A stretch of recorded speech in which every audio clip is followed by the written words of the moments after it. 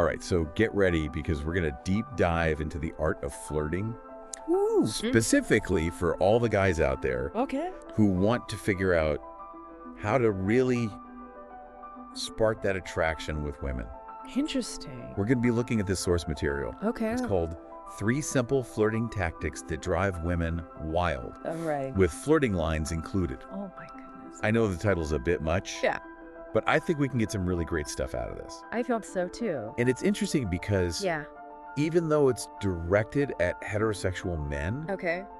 I think the core of what they're talking about, that playfulness, Yeah. creating that like magnetic back and forth I agree. that can be used by anyone. Absolutely. So let's think of it like we're going behind the scenes Okay. to see the why behind the behaviors that make someone irresistible. Yeah. But before we jump in, Sure. just keep in mind that this source is really focused on helping men become, Yeah. and I'm going to quote, irresistible to women. Right. So that might sound a little intense. It does. But the tactics, I think, offer some really cool insights Yeah. into just the psychology of attraction in general. It's like peeking into the secret playbook Yes. of human interaction. Exactly. Yeah. So tactic number 1 from this source Okay. is playful disqualification. Playful disqualification. Have you ever noticed how some people just draw you in Yeah. effortlessly, Yeah. but they're not showering you with compliments, but you're hooked?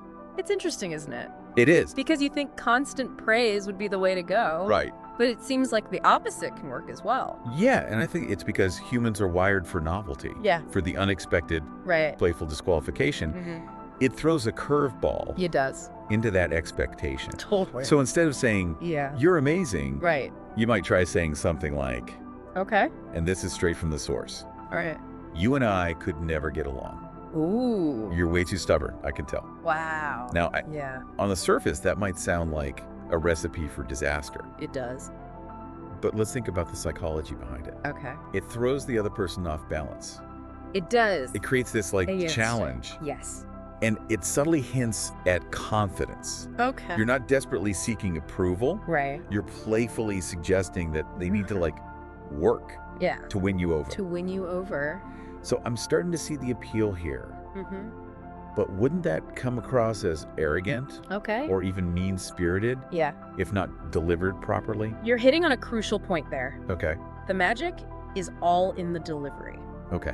It needs to be lighthearted, genuine, Yeah. and delivered with a twinkle in your eye.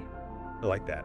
Think teasing, not insulting, Okay. like a playful nudge instead of a shove. Right. And that's where it gets really interesting. By creating that playful challenge, Yeah. you're tapping into something Okay. deeply ingrained in our wiring Okay. back in the day. Right. Scarcity was the name of the game. Okay. Resources were limited. Right. And those who could secure them, often through competition, had Yeah. a survival advantage. Right. So when someone acts like they're not easily won over, Yeah. it triggers this primal part of our brain that says, this person is valuable.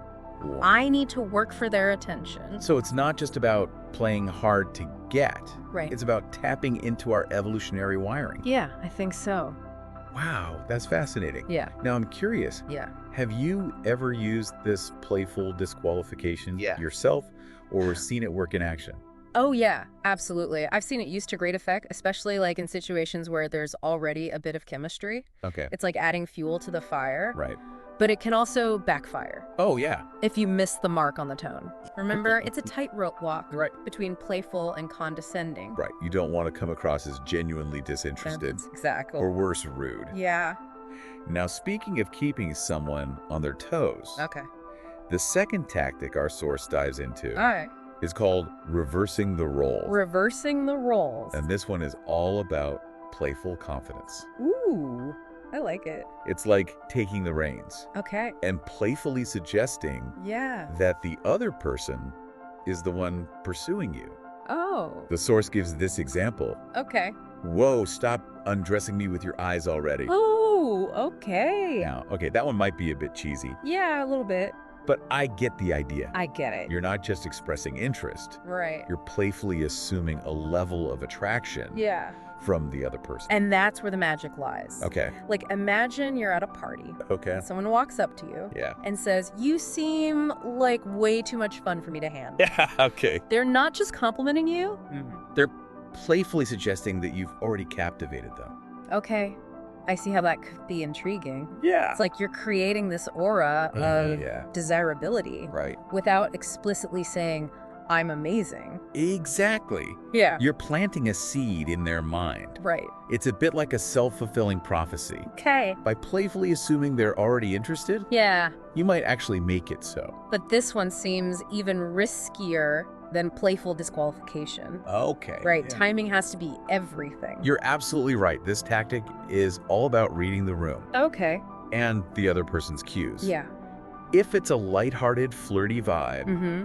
and you sense there's already some mutual interest, Yeah.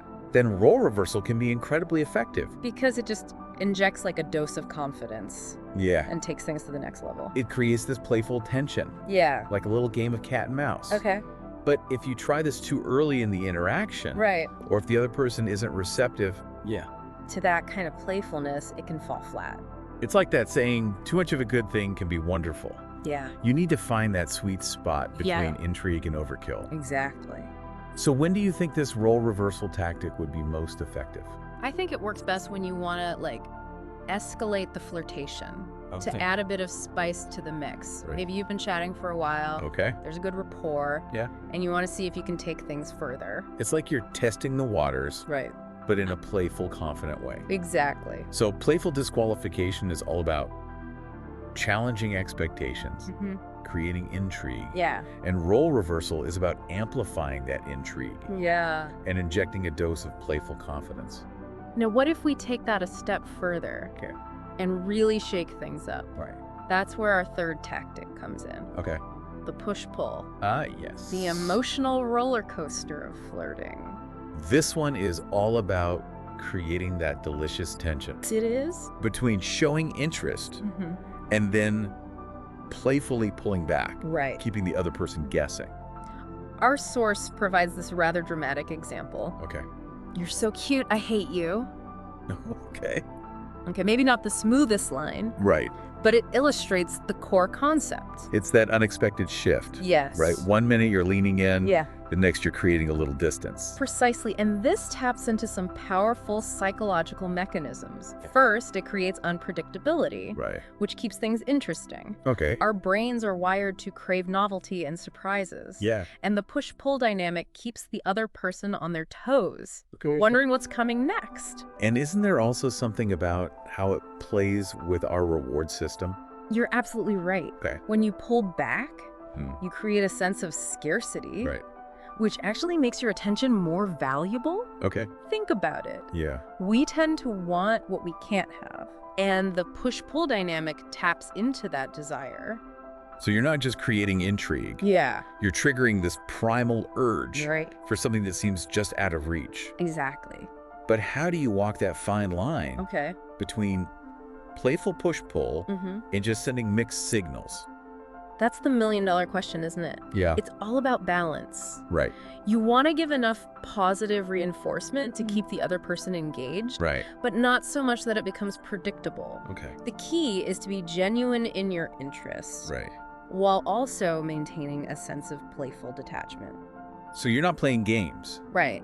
but you're not laying all your cards on the table either. Exactly. It's about creating that magnetic tension Yeah. that keeps the other person wanting more. Right. But I have to ask, Yeah. haven't we all encountered that person Oh, yeah. who takes the push-pull dynamic way too far? Absolutely. Like it's more frustrating than alluring. It's a delicate dance. Yeah. And it's easy to trip up. Right. When the push-pull becomes manipulative or too extreme, Mm-hmm.